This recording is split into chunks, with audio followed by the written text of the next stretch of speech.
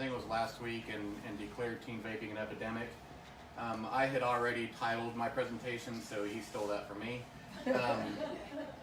But I want to dive into what the problem is, how we got here, how our community sees vaping, whether it's a problem or not, and kind of go through some of the risk factors and protective factors, and really want to have a discussion around that. So we're going to start with a video really quick. You'll hear from some students that are out of California, and really listen to what they say, because what they say is the same thing that's being said in our schools. University of Michigan sampled teens from all over the country in grades 8th, 10th, and 12th. Parents might be surprised just how young teens are vaping. I mean, ma'am, do you mind if I hit my Juul in here? What's a Juul? It's like an electronic cigarette, but like it's just water vapor. Oh, you're smoking a cigarette? Oh, no, it's way better for you than cigarettes. No cigarettes in here, honey. No, it's not a cigarette, ma'am. No stogies in here, sweetheart. No, I don't think you understand. It's not a I cigarette. guess it doesn't matter because we're already here. All right, thank you for the ride then, miss. Sweetheart, lay off the cigarettes, okay? They'll kill you. It is not a cigarette. Lay off the cigarettes. It's not a cigarette. Lay off the Not a cigarettes. cigarette. Lay off the It is cigarettes. not a cigarette. If I give you $20, could you get us a cartridge? We're 18. No, I'm sorry, that's wrong. Why is it wrong? It is wrong. I'm a mother, I have kids, and I have grandchildren. We're trying to make the healthier choice. That's not a healthy choice. That not a is cigarette. still nicotine. It's still nicotine there. You should not be having that. What do you want them to think? My parents are okay with it. Well, then they should be over here getting it for you. They would, but my mom's at the mall with my sister. I'm sorry, I will not do that. I will never do it for any of you. That is wrong. You should not be smoking at this age. One vaping pod can contain as much nicotine as a pack of cigarettes. While the CDC says fewer kids are smoking traditional cigarettes, the number jumps when you look at e-cigarette use among middle and high school students. Just last year, nearly 12 out of every 100 high school students reported they vaped at least once in the past 30 days.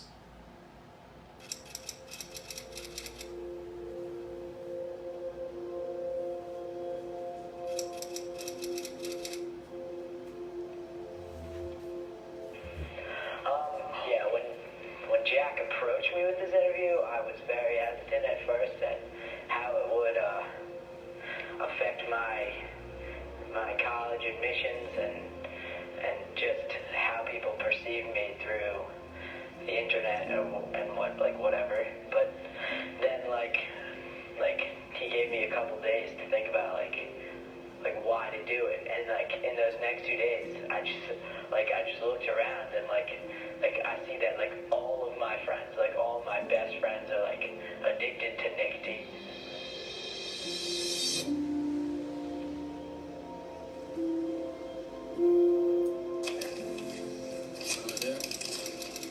This is Scott.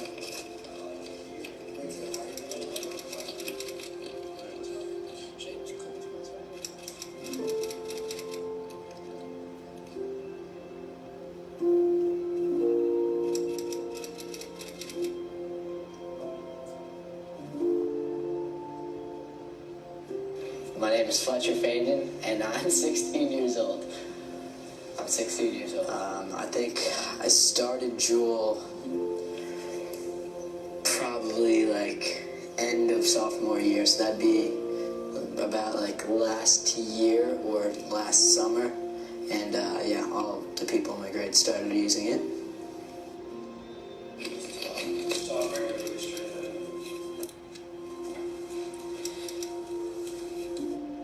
My name is Jack Solomon. I'm 15 years old, and I am a Juul user.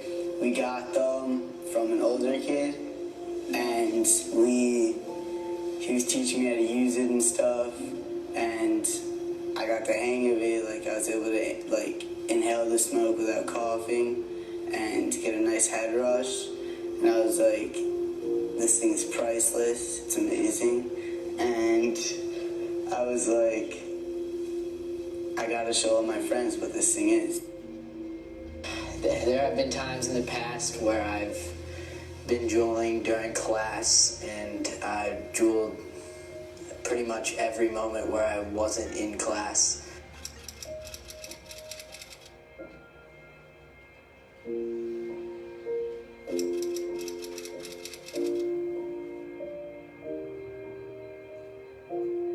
I think that kids leaving school desperately needing pods happens a lot, and it shouldn't happen, but kids are very addicted to these e-cigarettes and need this stuff to be satisfied. People will go during class, people go to the bathroom, people go between classes, people go in the car while they're driving home, pretty much any moment where they can be away from the eyes of parents, they'll just be juuling and like all day. Certain people will go through a full pod a day, which is like about the same nicotine content as a pack of cigarettes.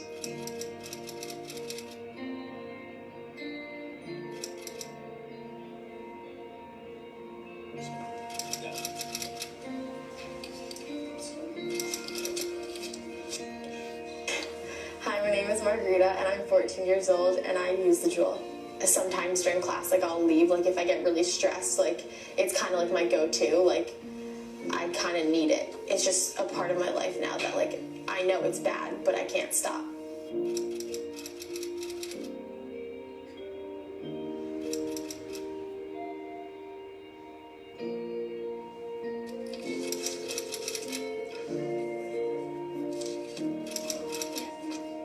I'm Sylvia, and I'm 14, and I've been using a Juul for 9 months. When I'm doing my homework every night, I'll be writing, and then all of a sudden I'll want a Juul rip, and I'll have my pencil in my right hand and my Juul in my left.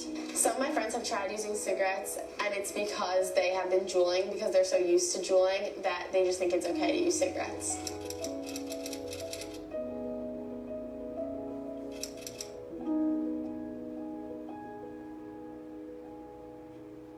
If you banned most of the flavors, like fruit flavors or just like food flavors, I think that not as many kids would try it because it's not as like appealing. If there were no flavors, kids would not be as attracted to these Juuls. Banning e-liquids would force a lot of kids to make the right choice.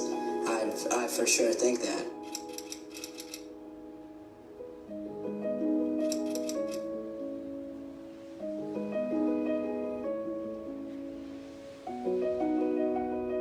There's a message to all people who think that personal freedoms trump public health.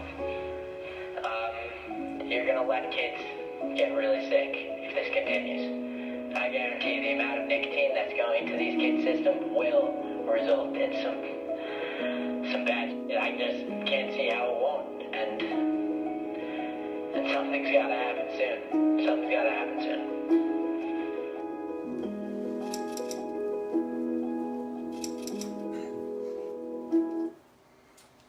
So there's the problem. I talked to a couple of students from Roane County High School. Roane County High School, they don't call them the bathrooms anymore, they call them the Juul rooms. That's where a lot of this is taking place, but it's happening right in the classroom. So I wanted to look at the National Youth Tobacco Survey and kind of see what was happening across the country. 20.8% of high school students, 4.9% of middle school students, which is about 3.6 million kids. So that number, let's look at that number, not the 20.8, not the 4.9, but the 3.6 million kids are current e-cigarette users in 2018. Let me move this up. Can you all see that? Are you all good? Okay. All right. So there's a big surge. That's a 78% increase in high school students from last year. 48% in middle school students from last year. So that's why we're calling this, that's why it's being called an epidemic, because this is not good. Kids are using this to cope. They're using this because they think it's cool. And so now I want to kind of dive into how Juul and how these other markets have tapped into getting our kids to use these things. One of the ways is they deceive. And I want you to not really focus on who's speaking in this commercial, but I want you to listen to the words that she uses. This is just a quick commercial, so pay attention, but listen to the words that she's using. You know, I love being single, but here's what I don't love. A kiss that tastes like an ashtray. Blech. I'm Jenny McCarthy, and I finally found a smarter alternative to cigarettes. Blue e-cigs. Blue satisfies me. I get to have a blue without the guilt because there's only vapor, not tobacco smoke. That means no ash, no odor, which also means I don't get the stink eye from others. Also, it doesn't make my hair smell, my teeth turn yellow. You get the idea. That's why I am in love with blue e-cigs. Now that I've switched to blue, I feel better about myself. But I feel free to have one almost anywhere. When I'm driving, at home, watching TV, or when I'm in the club. And no going outside in the rain or freezing my butt off just to take a puff. I can whip out my blue and not worry about scaring that special someone away. You know what I'm saying? Finally with blue, I took back my freedom.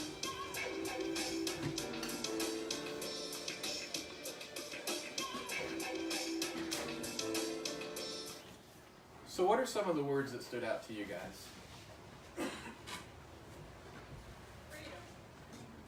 Freedom. I don't know if she said it, but the way she was acting, it looks like it makes her more attractive to the opposite sex. Yep. She feels better about herself. Yeah, and who doesn't? Like, who doesn't want to feel like, I got up this morning, I was like, man, I put this shirt on, I was like, I could stand to lose about 5 more pounds and I'd feel a little bit better about myself, right? Who doesn't want to feel better about themselves? And I don't have to go outside, right? What's the biggest problem that we have with kids today? I've spent all week trying to get my own kids to go outside. Like, go outside, like, it's raining. I'm like, I don't care, go. Get an umbrella, go. You'll be fine. Just pretend you're swimming or something. It's getting them to go outside. And so that's one of the other things she said is that you don't even have to go outside. Now here is some of the advertising that Juul is using. And I want you to just look at this. Look at what you might think the age range of some of these models might be.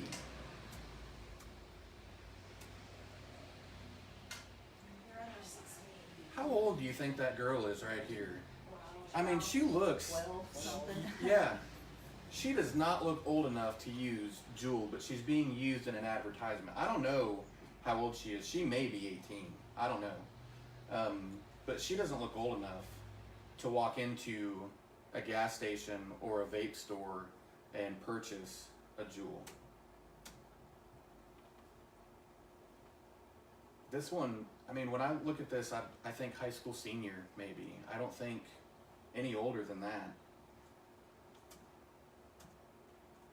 So the flavors that Juul uses and different companies that provide vape as a business use really attracting flavors.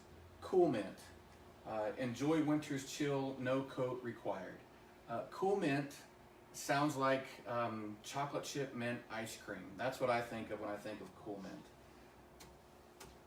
Creme brulee, the perfect evening treat. That looks attractive. The perfect evening treat. What do kids want at midnight? They want a snack. They want a treat, right? Creme brulee, the perfect evening treat. Sharing. What do we tell our kids all the time? Sharing is what? Caring. Yes, great. Everybody, not everybody at once. Okay. All right. Sharing. Share Juul. You know, share it with your friends. Share it with everybody you know. And you heard that kid say, once I used it, what did he do? I went and told all of my friends about it. Sharing. So they want, this is really targeted towards kids. So what happened with Juul, and this is how Juul has taken over the market so quickly. Juul has about 77% of the vaping market right now. So in September of 2017, Juul had 200 employees. That's how many people they employed. In May of 2018, Juul employed 400 people. By September of 2018, Juul employed 800 people. So from 2017 to 2018, Juul has increased the amount of people they've employed by a bunch. But if you look at the numbers that we were looking at earlier, where 70% of high school students, that number has increased from 2017 to 2018. There's 70% more high school students that are using Juul or using some sort of vape. That's no coincidence. So how did Juul do this? How did Juul take control of the market? It's 5 minutes, it's a 5-minute video. This will really give you some insight of how Juul took over the market so quickly. This is an ad for one of today's hottest products. If you don't look carefully though, you might miss what it's advertising. It's this little thing, and it's called Juul. Juul looks more like a flash drive or computer device, but it is really another kind of e-cigarette. Since it launched in 2015, Juul has taken over about 70% of the e-cigarette retail market share. It's now worth about $16 billion, and that success is often attributed to its sleek design. But the same features that make Juul a well-engineered product also make it attractive to young people, many of whom have never smoked before. And that has people worried, because devices like Juul might be designed to help smokers get off cigarettes, but they're also addicting a new generation to nicotine. So what makes this one e-cigarette so different from the rest? Answering that question starts with what you see on the outside. Juul is an e-cigarette, but it really doesn't look like one. It looks like a tech product, and it's tiny. That allows smokers to get a nicotine fix without having to worry about social stigma, but also allows young users to consume nicotine inconspicuously without having to worry about who sees them. Going to school, having this in your pocket is a lot better than having like something this big that looks kind of like a lightsaber. You know, you could kind of Juul anywhere in discreetness. That discreetness is a big shift for e-cigarettes. Since the first patent in 1930, designs haven't been very subtle. The first generation of e-cigarettes mimicked the shape, size, and colors of traditional cigarettes, sometimes even with a fake light-up tip.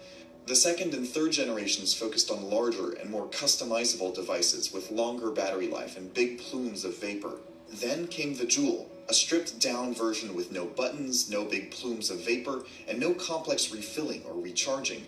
And it comes in a variety of bright colors that set it apart from other e-cigarettes, which made it look like a tech product that young people were already familiar with. That is why people call Juul the iPhone of e-cigs. And that similarity makes sense. Juul's founders met at Stanford Design School, and one worked as a design engineer at Apple. They created the first e-cigarette that looked more like a cool gadget and less like a drug delivery device. This wasn't smoking or vaping. It was Juuling.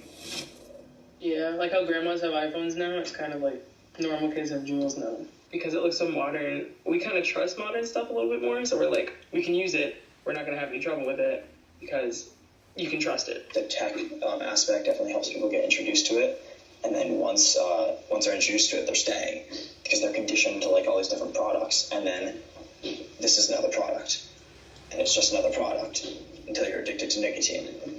And that is where it gets tricky.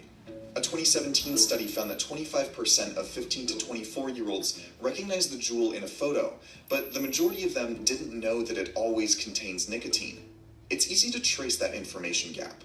You just have to look at the ads. When you look at Juul's marketing today, you find video testimonials from adult ex-smokers. My name is Lauren. My name is Brandon. My name is Carolyn. My name is Aman. I'm 38. But when Juul first launched, their marketing looked a lot different. When you put those ads alongside old cigarette ads, the similarities are pretty striking. Both marketed relaxation, sharing, travel, freedom, and sex appeal. It's now illegal for cigarette brands to use these kinds of suggestive advertising themes. But for e-cigarette manufacturers who had products on the market before 2016, those strategies are still unregulated.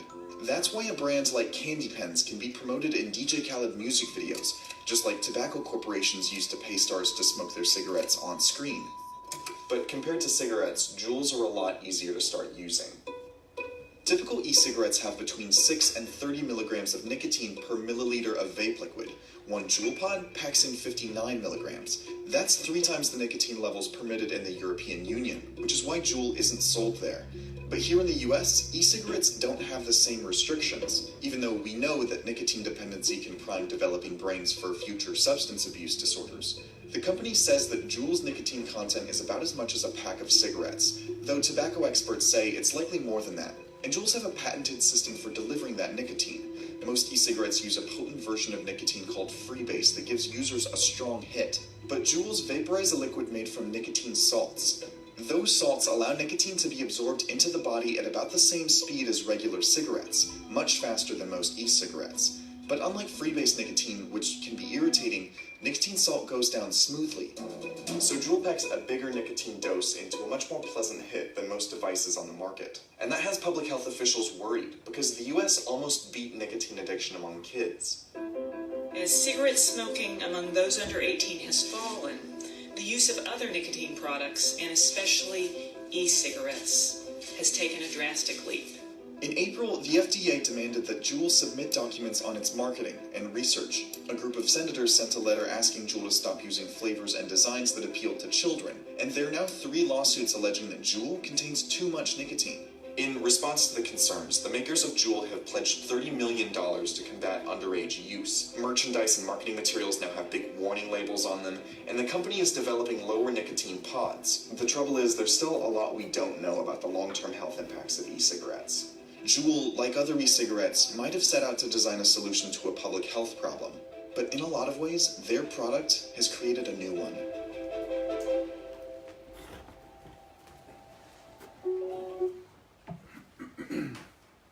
So that's how quickly you take control of a market like that. Which brings us to, how are kids getting away with it in school? Like, how does this happen? How do kids sit in the classroom and Juul or vape and nobody knows? So a couple of different techniques they use to hide Juuling in the classroom. Number one is zeroing. They inhale, hold their breath, and nothing comes out. It's vapor. So if you hold your breath long enough, it's absorbed into your lungs. Another technique is called stealth vape. They take short puffs up to a few seconds. They purse their lips and blow downward, usually into a purse, backpack, or a hoodie. That's the most popular one that we're finding out from some of the students. Double breath, inhale vape into your mouth. So I'll just demonstrate it really quick. It's, you inhale it and you go, or you take your hit off the vape and then you go like that and then hold it in. Again, it helps you, it's very similar to zeroing, just helps you inhale that vapor a lot quicker. So we wanted to know what parents and adults in Roane County thought. And if you want to know what the community thinks, all you have to do is go to Happening Now in Roane County on Facebook and post a survey in there. You know what's funny is you can say just answer the survey and you'll have 1,000 comments as well. Some not so kind comments, but ignored them. One was really hard to ignore because it said they're just going to do it anyways, so why bother? And I wanted to write back and say, well, you don't just say, well, my engine in my car's going to die someday anyways, so why change the oil? Like, what's the big deal, right? Why not work towards prevention? But I didn't. I had made a comment. I wasn't going to say anything, so I stayed out of that whole drama. But here's the results of what we found out. So 79% in that group, or the people that we polled, believe that it's definitely a problem. 9% say it's somewhat a problem. 12% say not at all, and 1% say it's out of control. That's kind of the census on how they feel about it. I'll tell you that a lot of students see this as a concern. We didn't get to poll students. I'm sure there were some in there that answered, but a lot of students that we talked to say this is a distraction in their classroom, it's a distraction in their schools. If you go to a football game, we went to a football game at Midway. My daughter went to go use the restroom, and she came out and she said, "Dad, it's just smoke in there." And it's not cigarette smoke, it's vape smoke. And so their kids are seeing this as a distraction. So let's talk about risk factors, why they're starting. What's the problem in the first place that they feel a need to start? So I just looked at some different risk factors that kids might feel. I talked to my own kids on things that they think about, what causes them stress. So some of the teen risk factors that I have put down here is peer rejection, stressful events, poverty, and societal community norms.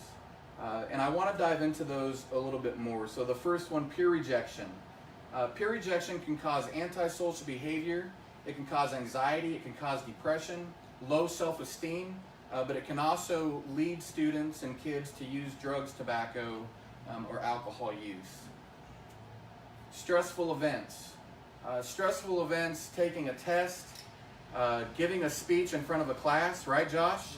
Me and Josh had a speech class together at Rome State.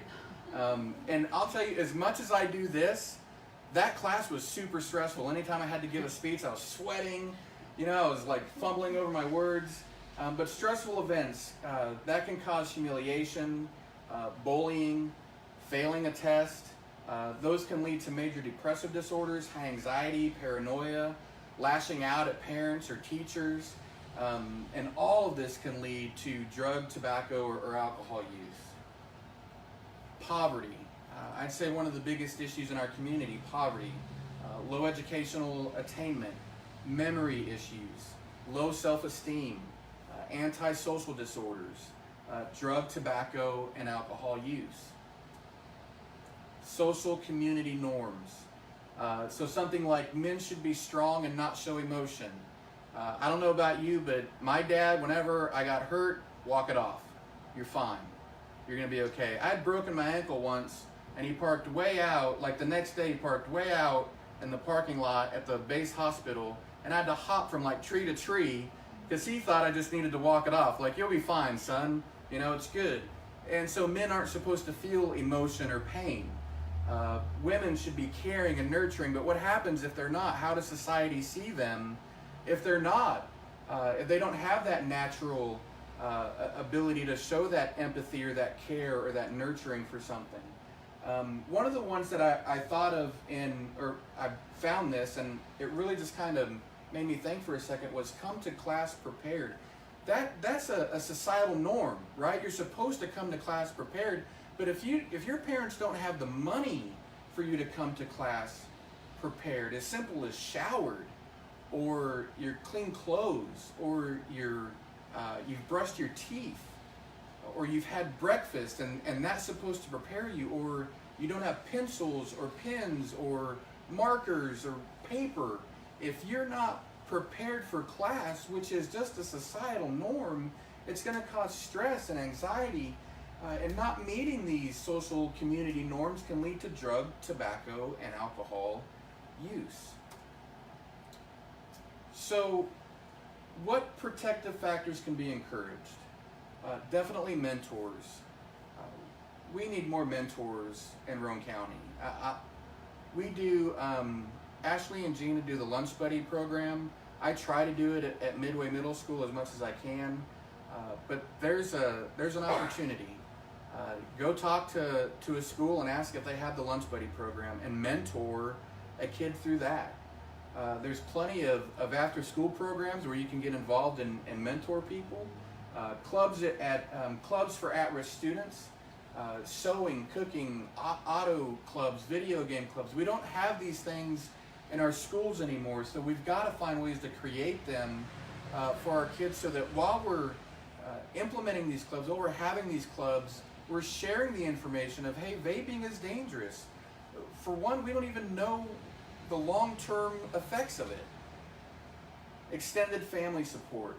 You might not have the mom and dad that you thought you were going to have, but you might have a really awesome uncle, a really fantastic set of grandparents, a really wonderful, wonderful aunt or cousin, or somebody that can be there as extended family. Some of you are that extended family, and you can be that person for those kids.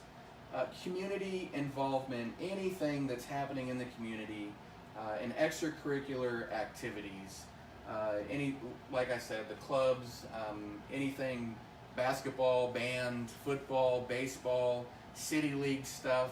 I coach city league basketball, and one of the problems that I have is kids can't get to basketball practice. That should be a simple thing to do, is to get to basketball practice. When I grew up in Indiana, I lived 30 minutes away from my high school. I got to basketball practice every single day. It should be that simple, but it's not around here. So educators can be looking for some things in the classroom. And some of these things shocked even Ashley and Gina and myself when we were looking at them. But here are some tools that kids use to vape. This is called a teardrop vape. Kids, when parents find these, they're going, oh no, it's whiteout, or no, it's a mouse. Parents don't look any further. Why should they? It's a highlighter. It's fine. Not a big deal. And it stays in their backpack. And parents are none the wiser. The Juul, of course, and then the lipstick. That's not lipstick. That's a device used to deliver vape. So educators can be looking for these things inside of the classroom. Parents can look for them as well. The more that parents know, the more that parents are aware of what these tools look like, what these devices look like, the more they can really, talk to their kids and have these conversations and take away these devices. So signs that your teen might be vaping, or a teen that you know might be vaping: increased thirst. Vaping is hydroscopic, hydroscopic. So it removes the hydration from the skin, so their skin dries out. And we'll talk a little bit about that later, but they might just break out really quick all of a sudden. Natural consequence, the body craves liquids to combat dehydration. So they might be drinking a lot more water. And I say water because there's another sign here in a little bit that deals with caffeine. The desire for flavor. The moisture is key to enjoying the flavor of foods. When the mouth is dried out, you lose flavor perception. I didn't know that. So you've lost flavor perception. So with routine vaping, food can become less flavorful. So extra salt. This needs more salt. My mom is Mexican, and she just pours it on. So if you pour on a lot of salt and your kids are saying it need more salt, you might have a vapor. What to look for: nosebleeds. Just like vaping dries out the mouth, it dries out the skin of the nose as well. And so when the nose gets dry, it can bleed. So if your student or if your kid has never had a nosebleed in their entire life, and all of a sudden, just day after day, their nosebleeds are happening constantly, look in their backpack. And if you don't find anything, take them to the doctor, or do both at the same time. Acne, vaping can affect the surrounding skin. Now, I'm not saying every kid that has acne vapes, but if they normally have good skin and it's, there's no pimples, there's no dryness, and all of a sudden those things are happening, you might have a teen that vapes. And then again, finding the unfamiliar devices in the house. What's this? This looks like a pen, but it doesn't write anything. This looks like a flash drive, but there's nothing on it. So looking for those things. And that is that's the end of the presentation. One of the questions that I wanted to ask is, what are some of the risk factors and protective factors that you guys would maybe add to this? Anything? Taken from a law enforcement standpoint, you can Google how to put anything into it. So what we see is people are starting to put THC. Yep. Instead of it in smoking it. Yep. And I train dogs on the side, and we're starting to use smaller amounts because it's a smaller amount that you're going in. So we train our dog to try to alert to that smaller amount of odor. So, and you heard me speak before. This is a gateway to bigger and bigger things. Yep. It is. Yep. Since y'all want to educate, I'm 80, and I see them smoking it, I see it coming out, but I don't know. When you said it costs about the pack of a cigarette, do they use it continually and just buy the pods that go in it? Yep. Okay.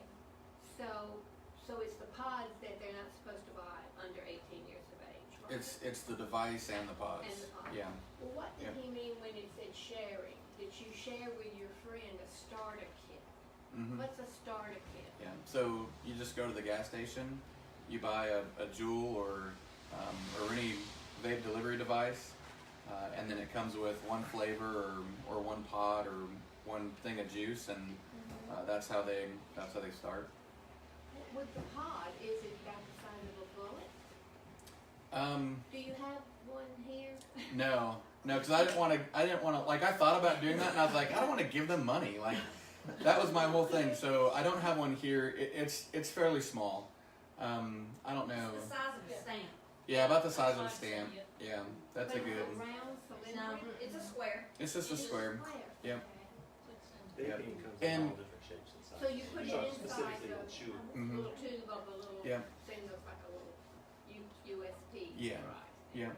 And one of the interesting things that we found out in tobacco class was I asked one of the students, because they said, well, mine broke not too long ago and I was able to get a new one. And I said, well, how did you get a new one? Well, all you have to do to get a new one is have a driver's license that says you're 21, and you go to Juul.com and ask them to send a replacement. And as long as you have that driver's license and all that information, they'll send you a new one. So you can go into mom's purse while mom's asleep, grab the driver's license out of there, and then order your new Juul. So very easy to. I guess that's one of the other risk factors. Is it's very easy to obtain. It's very easy to get your hands on. Susan. Well, I zoned out about 8 years ago when I retired, so I don't know anything about this vaping. Medically, physically, how is it compared to actual smoke to affect the lungs, and does it affect other things that are different than what tobacco affects? You didn't ask me to talk. Can I say just a Go couple for it. things? Yeah. Okay. I have a problem with the marketing to children because it's not supposed to be sold to children. But the whole thing is they think that they're smoking water vapor. Mm-hmm. Well, okay. At what temperature do you make water vapor? 212 degrees water boils. Your body is 98.6. Is about 100 degrees. If you take 212 degrees and put it in 98 degrees, what's going to happen to the water?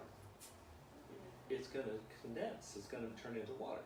So how do you take a little spark and have a little bit of juice and turn it into copious amounts of smoke? That's not water. That's not vapor. So the whole thing is all sales. Okay, it has nothing to do with reality. So how is that affecting physically other than Well, the interesting different thing. than smoke? Is the heat? Is that's why your skin's drying out? No, it isn't smoke. It isn't water vapor. So it's not the heat. It is a chemical that is turning into copious amounts of smoke. And we know that chemical is harming our drugs just like smoke? Yeah, we have there's a thing called popcorn lung. You're seeing this yellow mucus-forming globules in the lungs. Looks like tuberculosis, but we could go on and on about stuff. But the other thing is the increased thirst that he was talking about. Why would something create an increased thirst if you're putting water in the body and it's condensing and you're collecting water? Why is there water going out? Okay, so it's the chemical nature of drawing the water out of your body. Okay, so if we're saying this is not safe, they're saying it's safe. If we're saying it's not safe, what is the correct information to give the kids? Well, that's the whole thing, is that it's all about the marketing. They're marketing false information, and it's all about nicotine addiction, yes, but it's more, I can get somebody off of nicotine in 2 weeks. That's not the So problem. there's nicotine in it, we know that. Yes, but that's the addictive That's not the nature in the only beginning. problem. But it's the behavior, the instance that you get a trigger, there's a reason for it, stress, anxiety, something in class, some time goes by, your dopamine levels drop, and you want to have something to So raise is that them. stronger than the urge to smoke a cigarette? The urge to smoke a cigarette comes from the behavior or the trigger. Yes, I know. Okay, and also the nicotine. But the nicotine, Yes, you only I need know. 3 cigarettes in a 24-hour period to satisfy your need for nicotine. So if you're vaping or hitting on the vape so many times a day, you're creating a pattern of every time you get into this situation, you're going to take a hit. So in that respect, it's worse than, oh, I need to smoke. Yes, but it's creating an entire society of dopamine seekers. We need to have that dopamine, that rush. Playing video games, we got to have that rush. When we don't have the rush, our world falls apart. Now we have to have something to replace it. So If you're telling them why it's dangerous, that's not gonna do it. not gonna do it. You don't even have your hair smells, your mouth is like, we used to do that. That was Out the like door. one of the big detriments way back in the old days. That she's up there saying, oh, you can do this and nobody's gonna know, you're gonna smell like a tulip. It's all about marketing and advertising. I mean, the tongue only perceives sour, sweet, bitter, and tart. Yeah. Your flavor comes from your smell. So what's going on there? Yeah. You know, so there's a lot of science that is not being promoted or not being talked about when it's all advertising for the peace of mind of the comfort measures, the pleasure, all the other social attitudes that come along with doing something that makes you feel good without personal responsibility. No, thank you. So then there are some other physical things that if you keep doing it for a lifetime, you're going to have popcorn lung or something else. Definitely. Yeah, We're going to see the results of the studies, you know, won't be too long. Thanks for that explanation. So for prevention, we need, of course, as always, to get the correct information out there. But, wow, okay. And just sort of that, to add to that conversation, I had never really thought about it as a gateway until a few weeks ago. I went to Vegas, where marijuana is legal recreationally. And you're not supposed to smoke out and about and whatever, but you smell it everywhere. And when you stop and just observe your surroundings, people aren't smoking, you know, it's not rolled joints or whatever, it's like vapor, whatever you call it. You can put marijuana in that. And so you just hit it and then put it in your pocket and keep walking. I mean, you don't have to stop and put it out and, you know, wave the smoke around. And so, I mean, I really think that the more the kids get used to using these types of, you know, ends devices, you're really looking at an increase in marijuana use. That coupled with all the Simple. legalization now that's going on. And you're also looking at an increase in tobacco use, switching over to cigarettes. Like the one student said, if you're vaping, it's no big deal. You're just going to go to cigarettes when you don't have vape. So, yeah. If you have a device, if you have a phone with you, will you take it out and go to kahoot.it? There's 5 questions on here. We can play a little game. And Nathan, while guys pulling that up, I don't know what is on the screen, but it keeps blocking. I don't know if it's on your Oh. computer. Where is that at? It's the volume. Does it have anything to do with your thing on your... No. No, because you smacked it and it turned on. Oh. Where is it's the...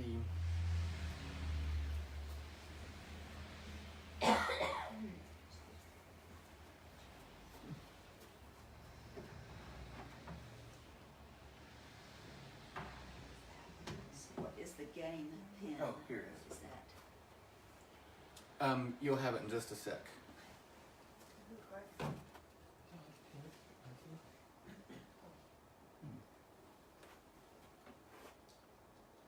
Well, go figure.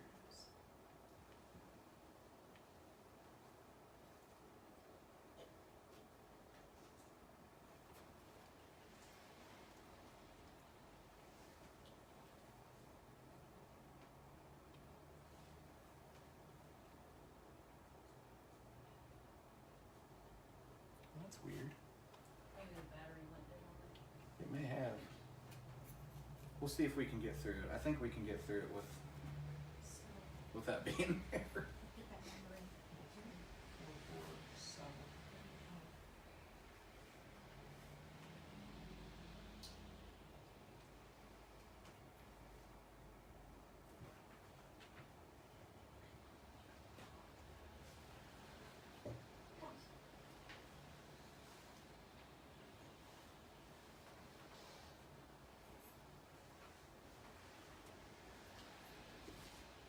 Is everybody good to go? Yes, even me. Okay. So if you can't see the multiple choice answers, I'll read them out. I have to do that at every school, so I'm getting pretty good at it. Oh, we still got more people jumping in. Freeburg. I know all the answers, so y'all better go quick. Okay, you guys ready? All right, here we go.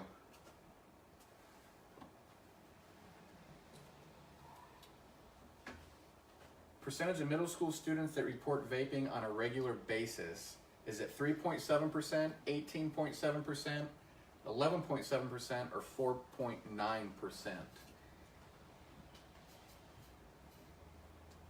You just choose a color. Yellow is 11.7, red's 3.7, blue's 18.7, and green is 4.9%. All right, it's 4.9% of middle school students that report vaping on a regular basis. Annie, we're tied in 16th place. Come on, buddy. Oh, Gina. I've played before. Gina. Gina. This is my second time. Give it a fair chance. She gave me about 3,000 points earlier. All right, next question.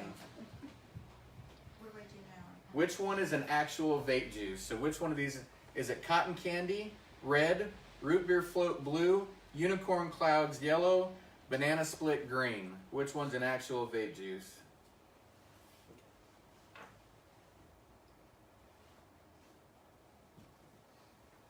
Four seconds. They all are. All of those are actual unicorn clouds. Tell me that does not market to a kid. Cotton candy. Tell me that doesn't market to a kid. Root beer float, banana split. All of those are actual vape flavors. It's like Budweiser selling beer with that cute dog. That's right. That's right. Gosh darn that dog. And those Clydesdales. All right. Let's see. Gina, you got to take the fall, girl. Sorry. Cheater. Just know that John Henry is really in first place. All right. This technique is used to hide vaping in the classroom. Is it red double pump, blue shooting ladder, yellow zeroing, or green crunch and munch?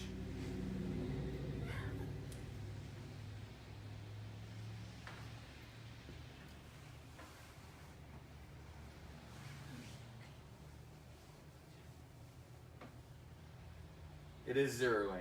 Yep. Good job. Somebody was listening, and 4 people weren't. I'm kidding.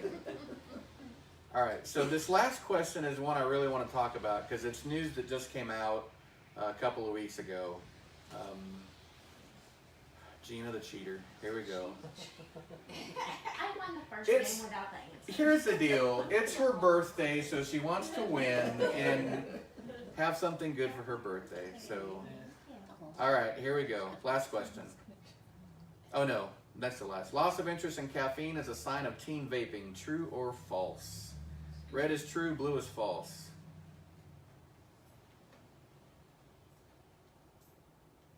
Ten seconds. True or false?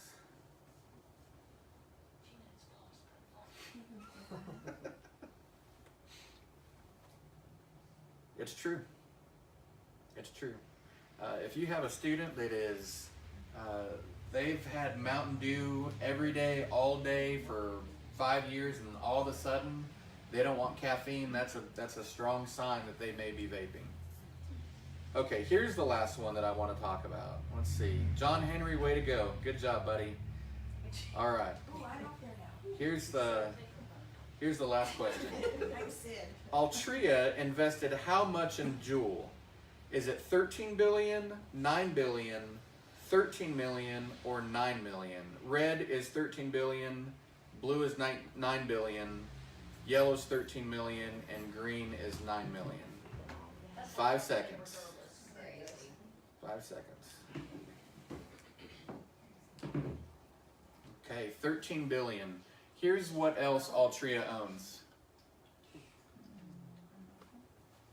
So now the tobacco market, which Juul and vaping was supposed to eliminate, has now said, wait a second, we want to get our hands on this cash. We want to get our hands on this money. And so they've invested a large amount of money into Juul, which will give them, I think, about a 35% cut of what Juul makes, which is a lot. It's a lot. So my approach when I talk to kids about vaping is it's not about safety, it's about you're being played. Kids hate to be played. They don't like it. They don't want it. They don't want any part of it. They don't want to feel played. They don't want their friends to play them. They don't want their parents to play them. They don't want their teachers to play them. And they definitely don't want corporations to play them. And they're being played. And so that's the approach that I use when I talk to them about vaping. but here's the reality of it. It's a problem right now, and we've got to do something. But they're addicted, so it's. They're addicted. Yeah. And that is the end of the presentation. So, oh, who won? Let's see. Oh, congrats.